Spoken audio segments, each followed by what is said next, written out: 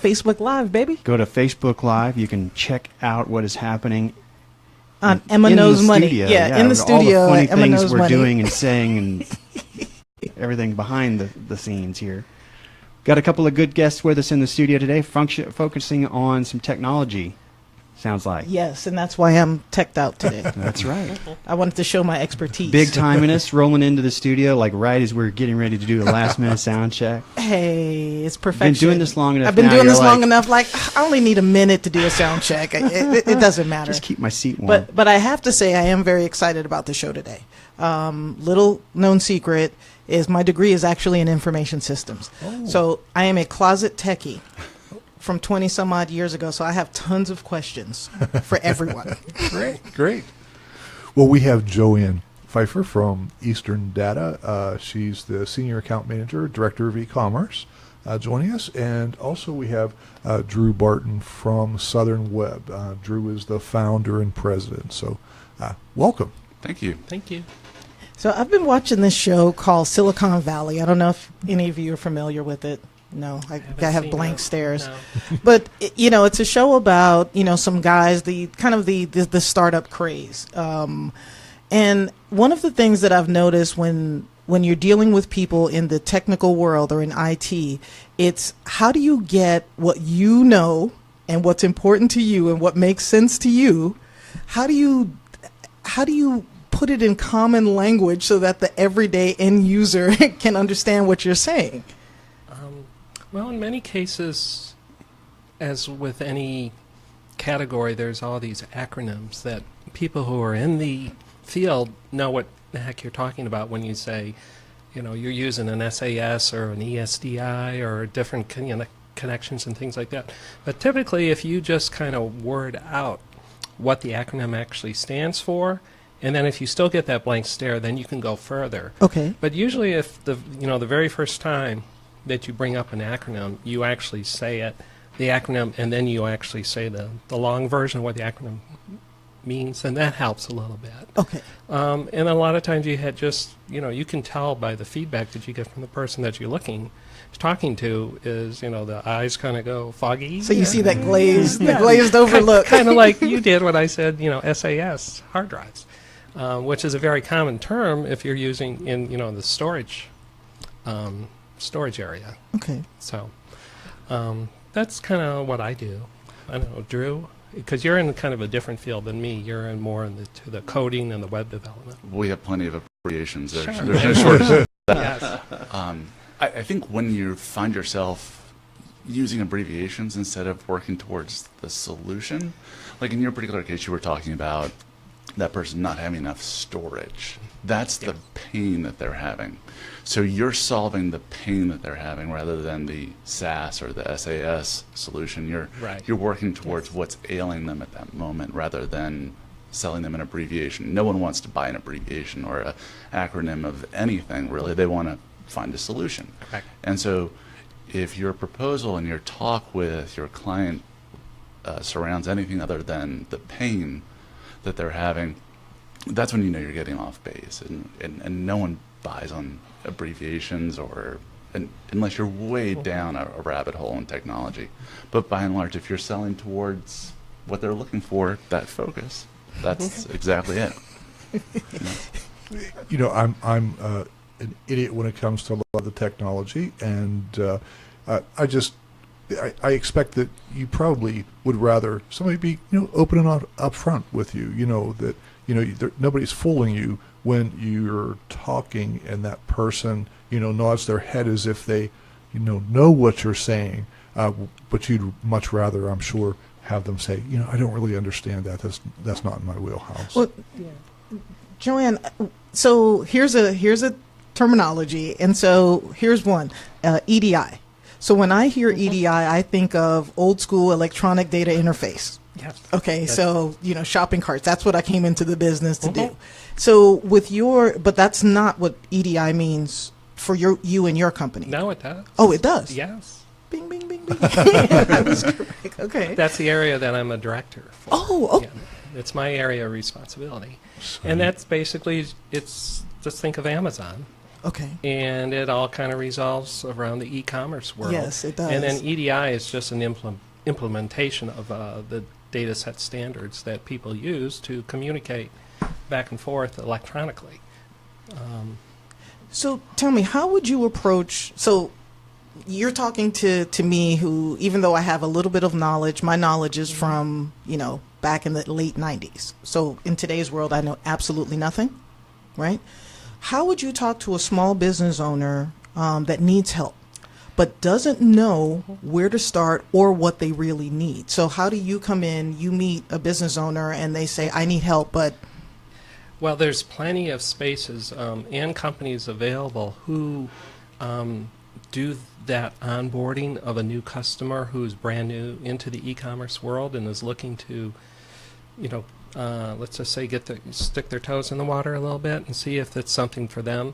And it's usually just entrepreneurs. Okay. They're thinking, well, there's all the, like in the Amazon marketplace, there's thousands and thousands of these websites and these frontal stores, virtual stores, and they're just people basically working out of their houses in a lot of cases, or in but all the way up to companies that are doing 4 or 5 million annually.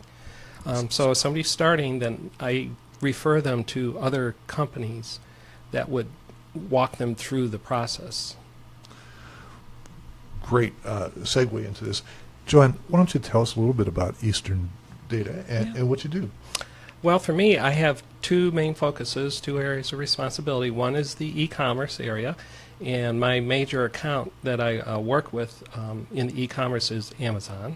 We provide a lot of Microsoft products for Amazon, as well as Lenovo products, and just recently brought on some hard drives, and they're also purchasing memory from me, and a variety of things. And in that case, we are what's called a direct fulfillment supplier for Amazon. So I'll be sitting at my desk, and all of a sudden, ding, ding, ding, and I get an email, and there's a list of 15 orders that it's up to me to process. And I go into Amazon's portal, and they provide a packing slip and a shipping label, and we make the box look like it came from Amazon. Oh, so when I place an order, as I did for something to connect my computer to my Mac, something that could have been from... Could come from a million different places around the world. And that's how I get things yeah. so quickly, because they are positioned all over the Correct. place. And that's what their logistics does. They determine based on price and distance and cost, all kinds of things. Depends on who gets the order. And everybody's battling with one another to try to get what's called the buy box on Amazon. When you go to a main Amazon page for a product and you look over on the right, it's place order here, and it's usually highlighted in yellow. That's what's called the buy box. But also on that same page, there's usually about 3 or 4 other choices, which maybe cost more, maybe cost less. And then you can also go to another page, and there's like 40 others that you could buy from. And that's just what's called the marketplace. And they all battle with one another based on cost and all kinds of other things to try to get that buy box, because obviously that's where people go first to purchase something. But you're in a place where most people want to be, because you're now kind of a recognized retailer on Amazon? Well, we are blind. Where you have these marketplace accounts, they all have names. Beach Audio, there's Adorama is a biggie, Beach Camera, there's all kinds of them. But what we are is called a direct fulfillment, so we're actually pretending like we are Amazon. Gotcha. It will say ships and sold by Amazon.com, but it's actually coming from us. So it's a different dynamic, what the area that I'm in with that. And then I also do regular account representation. That's my other area of responsibility. And I sell to accounts around locally and nationally, where we provide systems and servers, we build products for them, and we also provide components for the computers, as well as notebooks, enterprise, networking. So if a small business needed computers, and they didn't want to go through Dell, they didn't want to go, I'm going to say Dell instead of Apple, they could come to you and say, right, this is what we're trying to do and how we want things to be integrated. The manufacturers don't want to deal with the Soho small office, home I office. was like, what is Soho? You know, the mid-sized businesses, they're only, the main manufacturers are only dealing with the large enterprise level Okay. folks, and even then we get our foot in the door with them too. So we're specialized in selling to mid to small companies. They can be resellers or they can be end users. And taking a little bit further, you wouldn't turn down any business from a larger organization. Oh Do you have no, those no! I've been opportunities? knocking on the door with, and that's why our company loves AGLCC so much, because it has provided the opportunity for us to get in with these enterprise corporations, especially around Atlanta, the Fortune 1000, Fortune 500 companies, where I would just be a Joe Schmo knocking on the door. I would never get anywhere with these buyers or even get through to who, the person you wanted, the procurement directors. But through AGLCC, I now have connections with Cox Enterprises. I have connections with First Data. I have connections with Coca-Cola Company, with Georgia Power. And it is a long process to, move up the rankings to finally get that first, purchase order. But, and I'm working on that. And that's why, when they came time for us to renew our AGLCC membership, my management came to me and says, what is our ROI on this membership? And I said, well, I basically said exactly what I just said, that we would not be in the position that we were at had it not been for the AGLCC going to the various business builder lunches, and then going to the Fourth Friday events, and then going to all the, You did the procurement spotlight, I the believe. procurement spotlights were just like awesome for me. Were you It in the gave me Shark Tank? I was the first Shark You Tank. were the first Shark Tank, right? Yes. And it was exciting. It was awesome. I loved it. And I really, I just have a wonderful time, and I go out and network. And after I gave my little spiel back to my management saying why we should be a member of the AGLCC, there was no hesitation whatsoever. We renewed. Yeah, we're going to have to figure out how to do a deeper partnership with you guys to help our Sohos. Oh, yeah. Well, To help out our Sohos. So I'm not on the board anymore, so I don't know if you guys already have something taken care of. But tell me a little bit about, what are your skills? What's your knowledge? How are you able to help people the way you're able to help people? Well, I'm a old-time nerd. I was way back when running 300 baud BBSs, if anybody knows what those are. I do. And I was, I had my hands in the old Atari 1040s. I had my hands in Commodore 128s and the old Apple IICs. And I just kind of grew up in that community. And the reason being was because I was a musician. And the another acronym called MIDI, which stands for Musical Instrument Digital Interface, was just coming on board. And in order to learn MIDI, you had to learn computers. And it was very, very difficult to get, the synthesizer to work with, the drum machine, and then finally to get it recorded all at the same time. So you really had to know, the technical aspects of a computer and all the various connections. It was more complicated back then than it is trying to put together a network for a 50-person office. It was incredibly difficult and very complex, and so that's kind of, I grew up in that, and then that just blossomed into, oh well, I'm really a nerd at heart, and then so I just got into the account management for selling computers and all the different components and all the different parts, and so that's kind of how I grew up. So I have that background.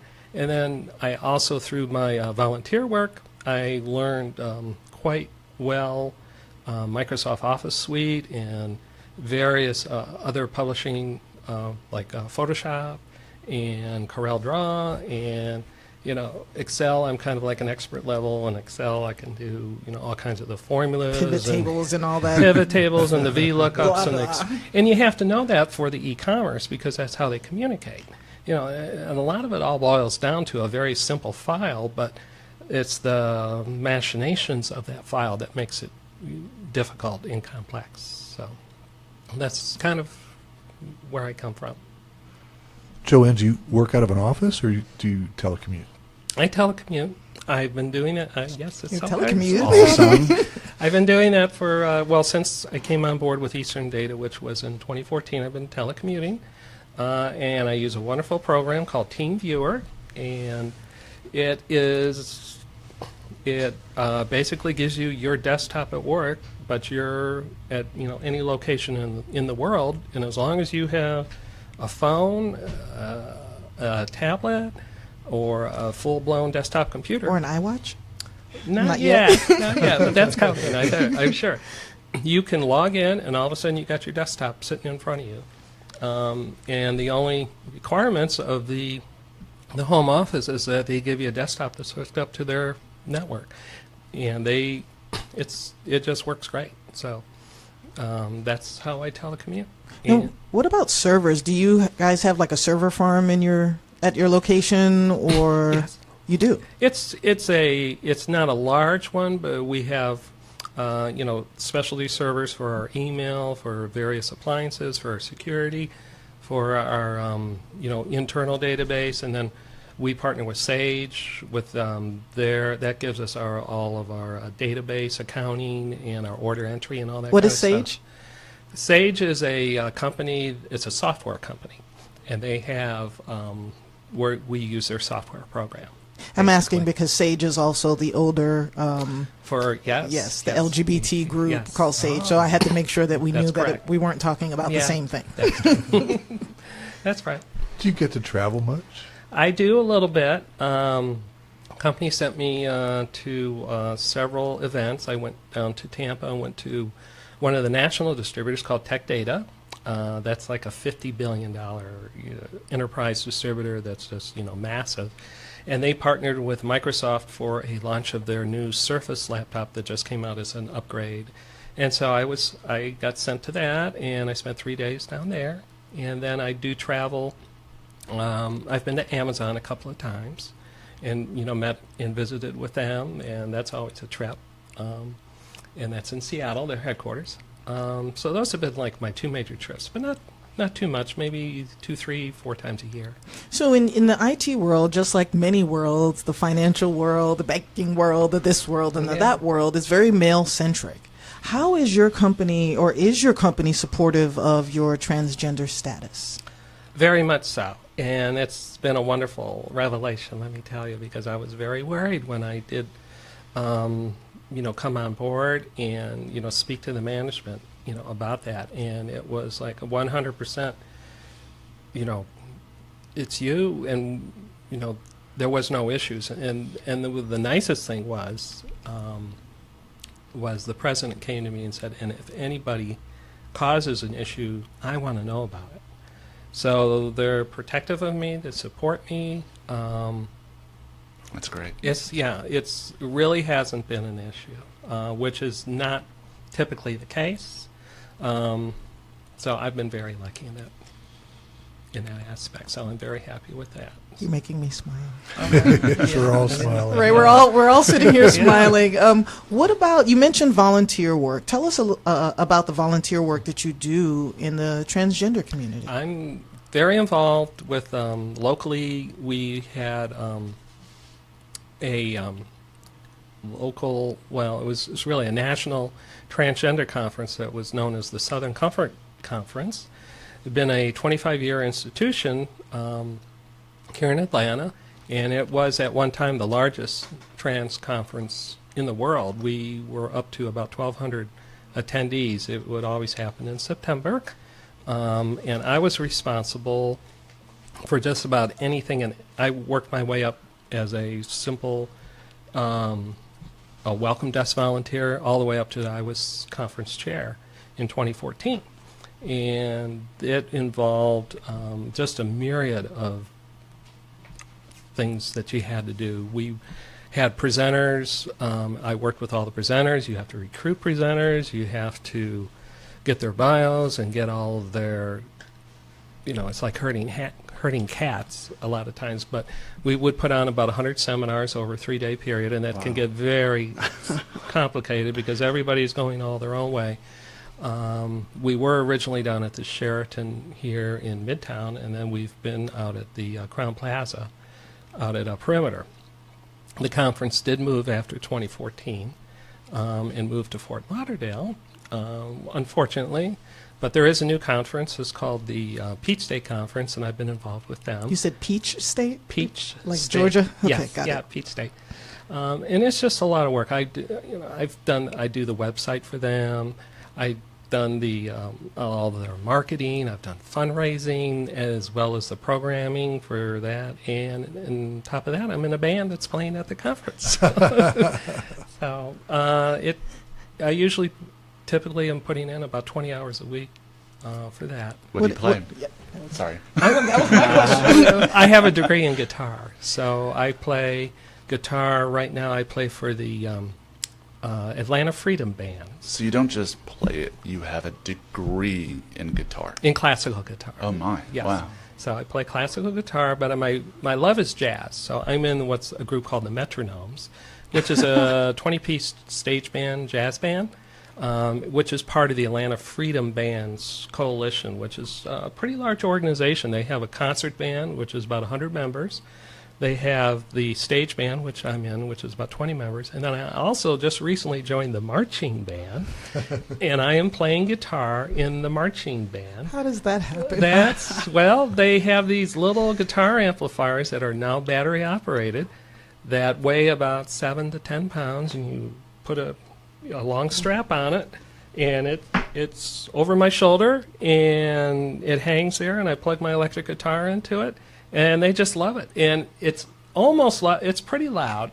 I wish it was louder, in typical guitars. But I march along, and you should see the looks on the faces of people when I'm marching by, and they go, "Is that a guitar?" But it's very rewarding. The Atlanta Freedom Bands is a visibility LGBT organization, and so it's also part of my volunteer work as well. I like that. I've never seen a guitar in a marching band, so I guess technology is helping on so many different fronts. I'll be marching at Atlanta Pride. We'll be there, so we will see you. It's fun. All right, sir. Yes. Drew. Now the pressure is on. Now the pressure is on. The pressure is on. So I was looking at your website, and I have to say, from a mobile device standpoint, I was so impressed. Thank you. I was very impressed with it, and I was going to ask you a bunch of questions about what is that thing I'm trying to learn? WordPress, and whether or not it was a WordPress site and blah blah blah, but offline. So it is. It is? Yes. That means I learned something. I was like, I know this. I think I have the same exact thing. So you're with a company called Southern Web. I am. And you're a graduate of Emory degree. Emory University. Yep. And tell us a little bit about your background and what led you to create Southern Web. Sure. Graduated from Emory University in 1999. Spent a year with a .com startup that didn't. Were you a millionaire on paper? No, I was. No stock options? I couldn't even afford the paper. It was that bad. Yeah, it was. So it didn't quite start up.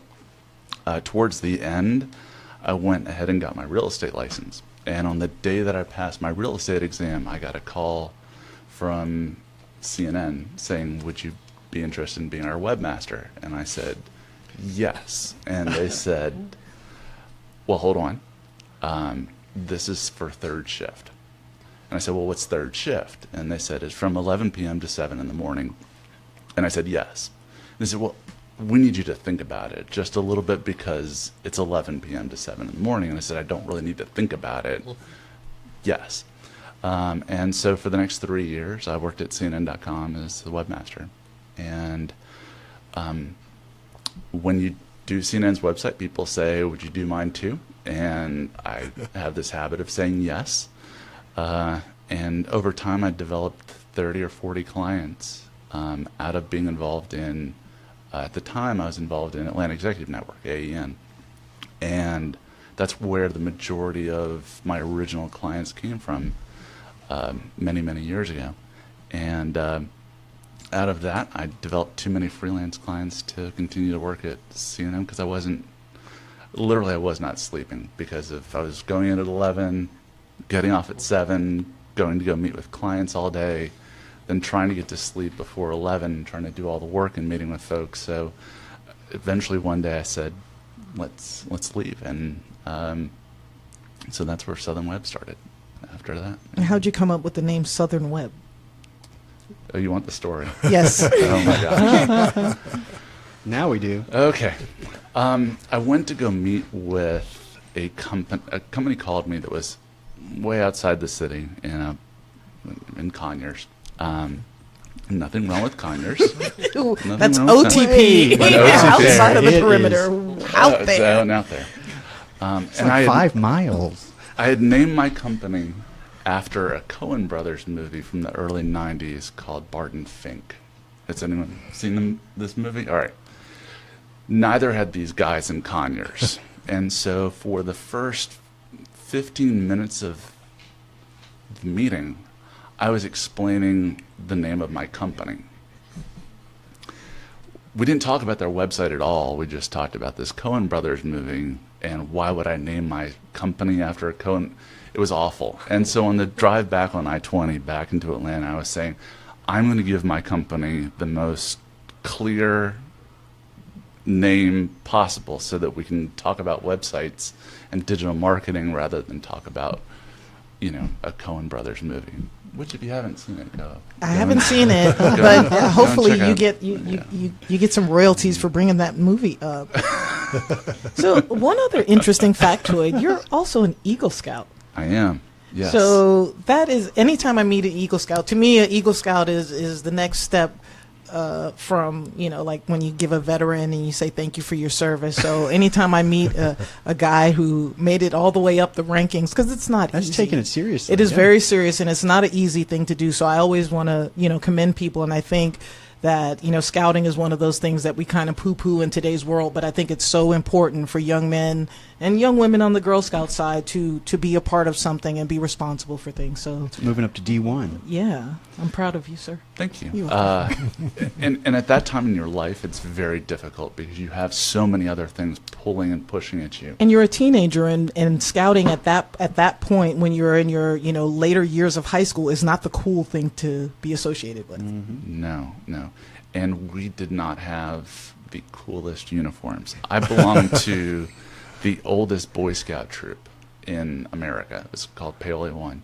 And our uniforms were not the normal Boy Scout uniforms.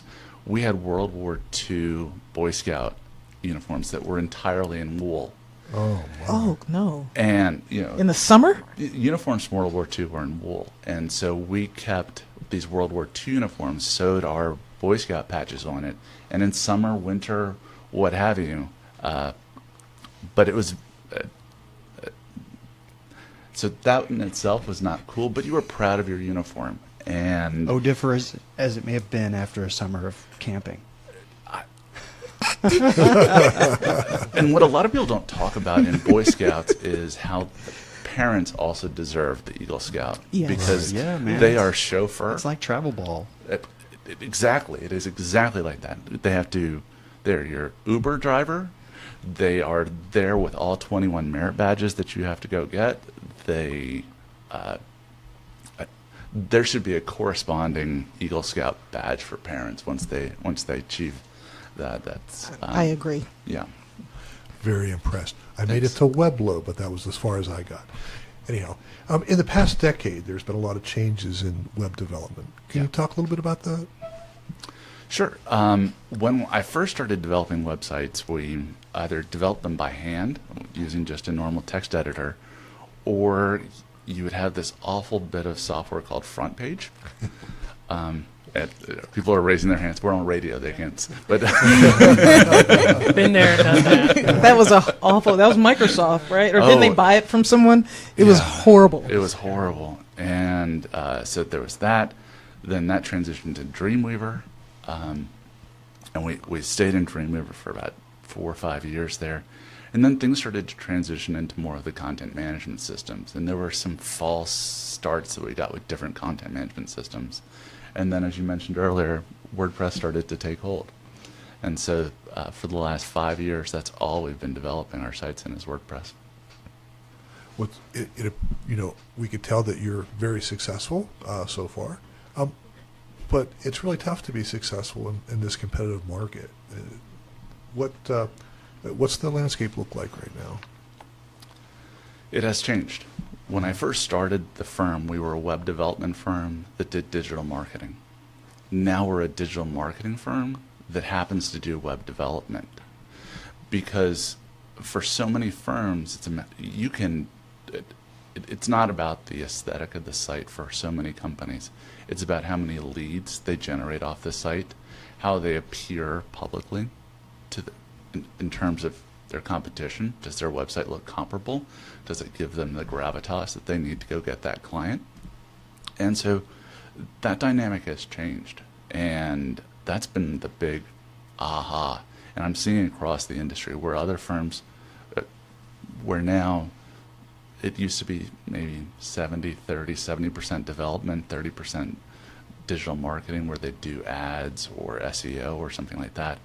That dynamic has inverted itself, where it's 70% now of doing digital marketing, SEO, pay-per-click ads, Google AdWords, Bing, Facebook ads, and then the lesser part is the web development piece.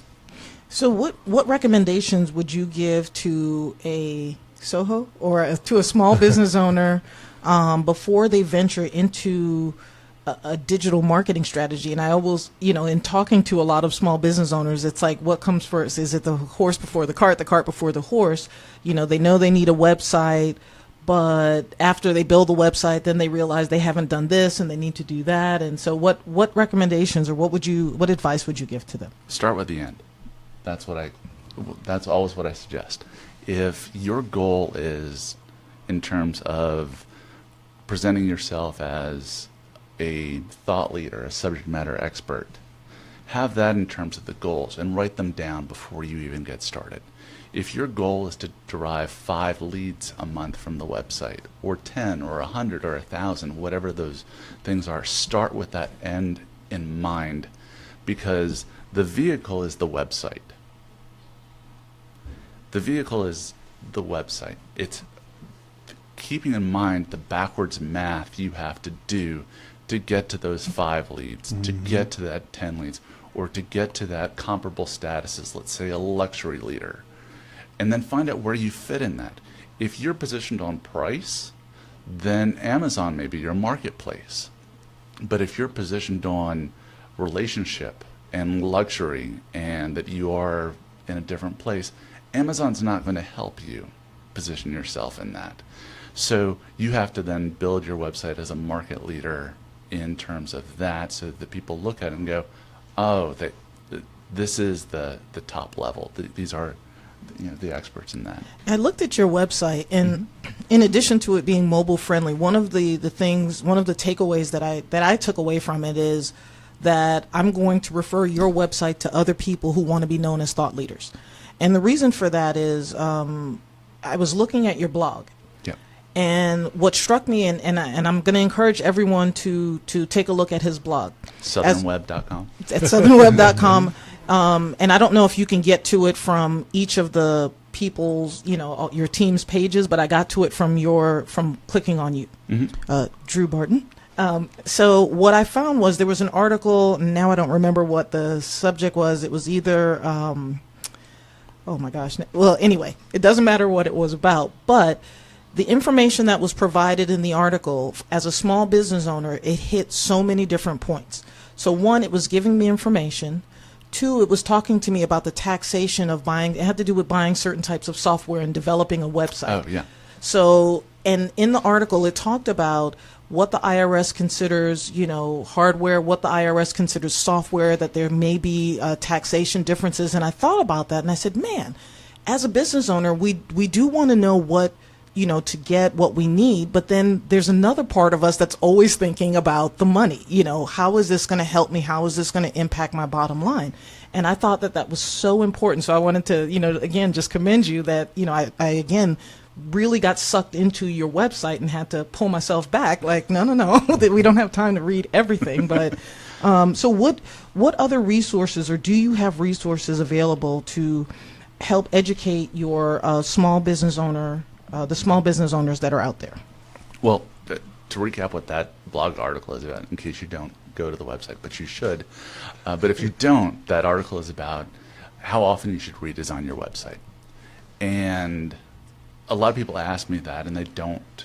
There's not a written answer on that. But I was figuring, if I buy a server from you, I can talk to my accountant, and they will tell me the rate at which I can depreciate it on my taxes. Well, I figured the same thing has to be true with the technology that you're buying in terms of the website. And so the IRS has rules in which you can depreciate assets, and an asset being this marketing vehicle of the website. And so I talked in that article about the rate in which you can redo your website. Too long didn't read. It's 36 months. So you should be revamping your website every 36 months is kind of, but still go read the article. To what extent? Are you talking about some visual elements? Are you talking about just sweep it out and putting a new one in? I mean, how much should you redo? Well, and that's what's changed in terms of the market. So there's two parts of your website outside of the digital marketing and such. You've got the back end piece, which is operated by a Joomla or Drupal or WordPress, and then you've got the front end aesthetic of how it looks on the front end, and you've got to keep that updated in terms of the responsiveness on your mobile device. So that front end piece is what you should be concerned about. The back end piece, WordPress, Drupal, Joomla, those systems update automatically. So you don't have to worry in the same cases you once did with the back end software, because it's updating the same as your iPhone software updates on its own. You just have to buy new technology. When you're buying a new phone, you're buying a new aesthetic piece to view your calls, to operate on. The operating system, whether you've had an iPhone 6 or an iPhone 5 or whatever the new phone is, it's running the same operating system, which is the same as websites today. So it's more about being concerned about what the front end aesthetic is looking like. So in terms of whether you iterate or go full scale on a full redesign, that's really up to you. But part of it is, taking a look at your competitors in the space, taking a look at your own pride. When you look at the website, is that your best foot forward? Because that's your first foot forward. And if you're looking at the website and saying, my competition looks better, then it might be time to look at revamping it. You're making me feel bad. The passion. The passion, right? Like, man, do I feel great when I look at my website? No, I don't. So what resources, just to bring it back to, how do you help educate small business owners? Sure. Well, there's a number of tools out there Okay. to check out to see if your website's operating properly. You can look at Google PageSpeed to see how quickly the site is loading, especially on the mobile devices, because you may not have full internet service on your mobile device as you're running around town. Tools.pingdom.com will also tell you how quickly the site is, what things are weighing down the site. And there are different page site scores in terms of SEO that you can take a look at on the site as well to see just how well you're ranking for particular key terms. So I know that you're writing a book. Is that something I can talk about? It is. It is. So what's your book about? The title of the book is The Buyer's Guide to Websites. And it's coming out in October. I just got the cover art in today, and I'm getting pretty jazzed about it. Advanced copies around the table. I'm telling you. All right. I'm telling you. It's great. And so what it does is it walks you through the process of building a website. And it gives you the questions to ask before you get started. Because if you're not laying the right foundation with the website, you're either going to slow down and stop the process, you'll end up with the product that you didn't want, or you'll hire the wrong person to do it. And all too often we end up hiring the person because either they got referred to us, or we found them on the internet, or Fiverr. Yes, we paid $5 for a website, and we thought that was going to turn out okay. My buddy's friend's cousin's former roommate was supposed to be really good at it. Yeah. Drew, how do you measure a client's return on investment?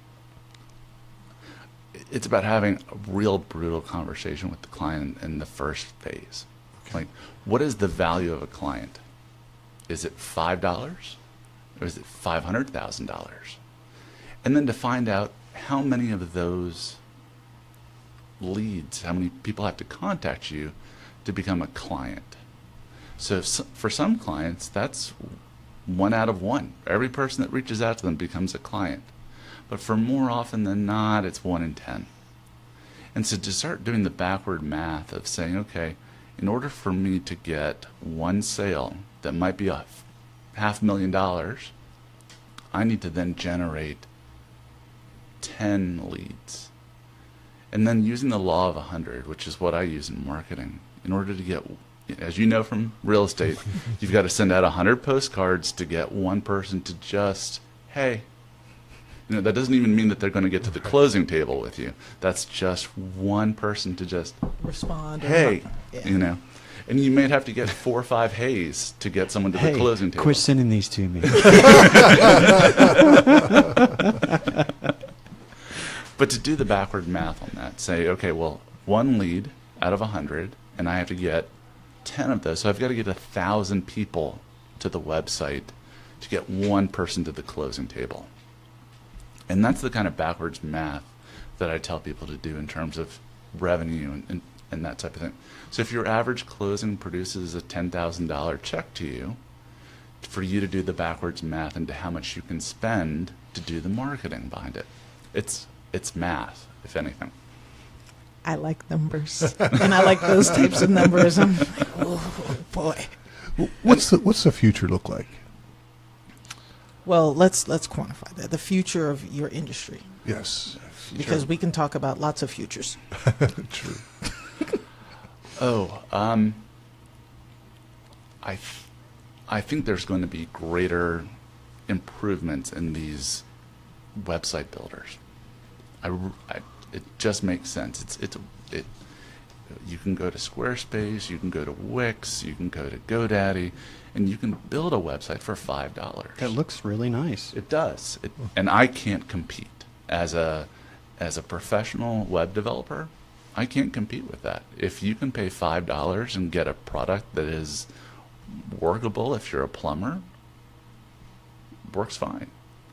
And so what I'm seeing that our market is changing is towards doing the marketing, towards getting people to that website. Whether they use a website builder or they're using another product out there, whether it be WordPress or Wix. I'm just seeing the market is changing towards doing more marketing, Facebook ads, Google ads, SEO towards those things, email marketing. That's where our market is shifting, because that has not been commoditized in our market. That's not you can't get someone that can consult with you and say, that those website builders don't do that. They don't do the backwards math with you. They don't know what your pain is, what you're trying to drive to, what your goals are, what your KPIs are, that you're trying to drive your business towards. And so that's our shift is turning towards more consultancy than actually in the construction and development. Not only that, you could also send your development project overseas. Here in the States, we just can't compete with our labor market with India or Philippines or Malaysia. We just can't do it. Even Eastern Europe. So what we're seeing is, but we can compete on the consultancy piece because we know the market, we understand what your needs are. And that's where our market's changing. Great. If a business owner wanted to come to you, they're going to want to put together what they're going to want to help. You're going to help them with that backwards math. Is that correct? That's right. That's right. Because otherwise, it might make sense that they spend $20 on Squarespace. If the ROI isn't there, by all means use Squarespace. If your profit margin is a $5, logo, you don't need a website. You can participate in Fiverr or Etsy or one of these larger marketplaces that already provides you with the website. So. And you do help people with, if someone, say, has a website, but they have no idea how to approach digital marketing. Mm-hmm. That's your area of expertise? That's right. Okay. It's important. Drew, it's been a pleasure Likewise. learning This has about been you. exciting. Probably I have to have him want back. to, It yeah, I sounds want like to there's talk more. I'm not deeper done. things we can get I have a into lot that of could have questions some for the value. two of you. And Joanne, I want to talk about servers and websites and digital marketing. As soon as we're off the air. That's right. As soon as we're done here. well, CW, I understand you have some new news. Some new news. We're moving Yeah. again. Two. I think we might land for a little while, though. It sounds like we'll be able to build some partnerships, and And there's AC there. there is. It's really cool in a couple of ways, literally and figuratively. We're approaching 79 degrees here in the studio right now. It won't be there that way there. I'm moving in with Dan Dunlop at Dunlop Productions on Howell Mill, just south of where Chattahoochee comes in. Be easy to get to for just about anybody in the city. You'll get to park right outside. It'll be nice, right in front of the building. Walk in. There'll be a nice green room for folks to hang out. There's a bar. There is, yes. We might actually have beverages there Yes. for adults. Lots of bottled water and seltzers. That's right. as well. Coca-Colas. And so we're really excited about it. Basically, in addition to that, we'll be stepping away from the Business Radio X platform. We'll be moving over to iHeartRadio. I've been streaming for the last year plus, actually two and a half years on iHeartRadio. And because some of my focus as a business development person, that's what I do when I'm not here, is more nationally focused rather than being here local. We're moving over to the national platform. So when I say, hey, I've got the Health Executive Roundtable show, would you like to join us on iHeartRadio? Someone's going to say, oh, yeah, I've heard of that. So we're excited about that. It'll give us the ability to use some of the revenues we were spending here for things like promoting content to drive listeners further, do some of the things that Drew was talking about with regards to digital marketing, pay for some help so we can get files out quickly, things like that. So I'm excited about that. It'll be cool to let people like Dan experience meeting people. I mean, that's what we're all about, basically. We're a radio show, and there's definite value plugging into what you were talking about, Drew, with regards to getting people to your website. Part of what Google wants is fresh content. That's what we put out every week is content. But more importantly than that, the listeners are great, and we certainly appreciate everybody out there who takes time to check out the show. But what really the magic happens here in the studio. That's at least for our clients. That's who they need to meet you, or you need to meet Bruce, right? And so, rather than buying an ad and hoping Bruce sees it and hope he clicks on it, hope he calls you, we say, hey, Bruce, this is Drew. Drew, this is Bruce. Why don't we have a conversation for about an hour and see what happens? And so we believe that with some of these newer collaborations and our new location, I think the studio experience will be that much more interesting. It's a studio. It's even more sound dressed than what we have here. You feel like you're in a studio, actually. Like, not that you didn't hear. This always has, but this is taking it up another level, because they do some video and sound production there as well. They have band practice. So there's some cool things. The show will be shifting over. It'll be the Business Executive Roundtable and the Healthcare Executive Roundtable. And the Top Docs radio show will probably continue with Medical Association of Georgia. I think they really like that brand. They've been with it for 3 years, so they'll probably keep that. But I'm really excited. I'm very excited as well for so many reasons. Although now my shows, Emma Knows Money and Timely Talk, have to revolve around your studio time to make sure we're not clashing at the same time. But we'll have a shared calendar. We'll make it work. Yeah, we'll make it work. He's a very very easygoing guy, so I know we can do that. Joanne, can you tell? Well, Is there anything else that you wanted to? No, stay tuned. Stay tuned. We'll start. Is this kicking after off. Labor Day? I hope to have it done by the end of this month. So either third or fourth week of August we'll be there, and so either the last week of this month or first week of September we'll be in our new digs. I'm excited. I'm excited. It'll be fun. We'll do some cool stuff. Maybe we'll be able to get into what the work I was wanting to do, tying in what we do here with the work I'm trying to do on behalf of the Cobb Library, for Correct. example. And that's what I was wondering, is Yeah. are we going to be able, you're going to be able to kind of leverage some of the other things that you wanted to do, being at Studio D or Dunlop Productions. That's right. don't I know like what it. what we're calling it now. Yes. So stay tuned. Now, I will say, if you're a business, if you're a B2B company, you were talking about what's a client worth. If you're one of those companies, you need to meet a C-suite somebody, and it's hard. You want to call them up and talk about Shazam is selling software as a service that you sell, and they don't really want to hear it. But if you sit and chat for an hour and they get to know you, they might take your call when you say, hey, we should have a cup of coffee. You said thus and such when we were talking. I can help you with that. If you're one of those B2B companies and your service or product is on the expensive side, come and talk about it. We might be able to link you up with some of those people you're trying to reach. So I'm looking forward to our new directions. You all were changing directions here recently, and rubbed off on me. Yes. Change is good. I agree. Change is good. I'm Change ready. is good. Let's go. Change is great. So, Joanne, can you tell the listeners, how do they reach out to you if they're in a situation and they may want to spruce up some of the hardware that they have? Well, we have a website, and that website address is ediatlanta.com. Very easy. Or they can call 770-279-8888 and ask for Joanne, or extension 131. Same question.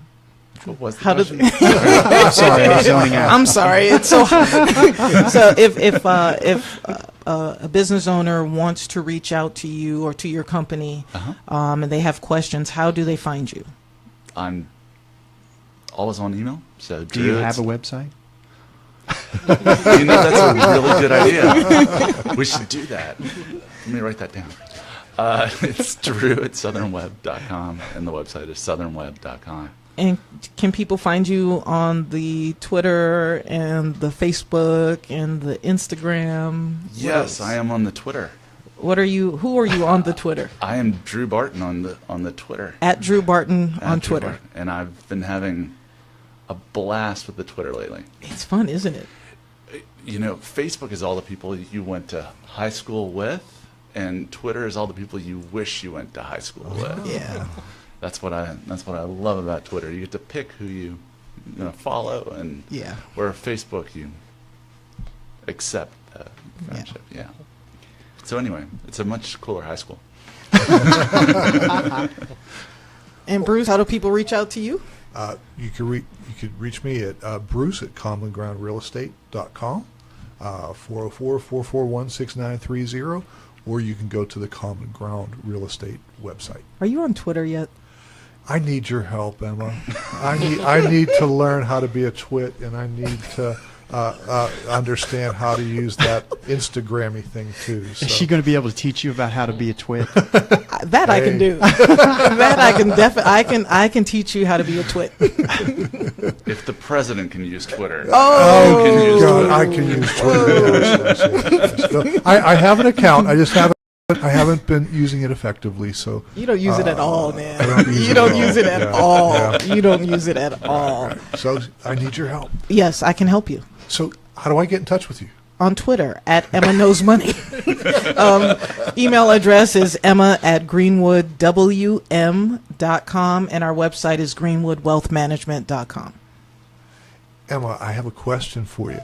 Are you getting prepared for our annual awards dinner? Oh, you're funny. Yes, I am. I'm getting prepared for a lot of stuff. I found out, I think it was last week, that I've been nominated for Businesswoman of the Year with the AGLCC.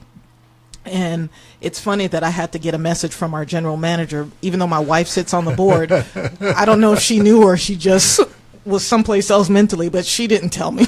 So I found out, and I'm really excited about it. I haven't done a marketing campaign to ask people to vote for me yet. Aren't you both nominated? Yes, we are. I don't know. Yeah, I don't know. okay. Like, I literally don't know what's going on, like, on in the world right now. If you go to our website.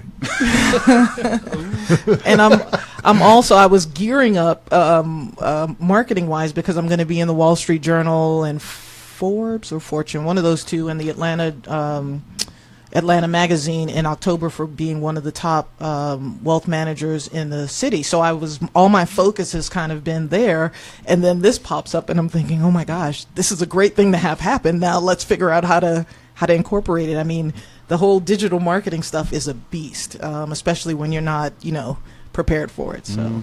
Yeah, that's we'll be very talking. cool, man. Congratulations to Yes. both of you. Yeah, every time she shows up for one of these events, she's just a knockout, and I'm just Everybody's like, looking No, I forward mean- to how Walk off with wonderful all the she hardware. looks. No, it's how I look. Yeah. So Yeah, so you just put more pressure on me because I'm, I'm like, man, it's a hard thing as a woman because you buy these dresses and you wear them once and then you never want to be seen in them again. So I think I'm going to start donating them and just realize that that's just going to be part of the process, or do Rent the Runway or something like that. Like, figure it out. But every year it's the same thing. well, We let's get filled up ready. an hour with this show. Yeah. Well, let's That's how get fun ready it's for been.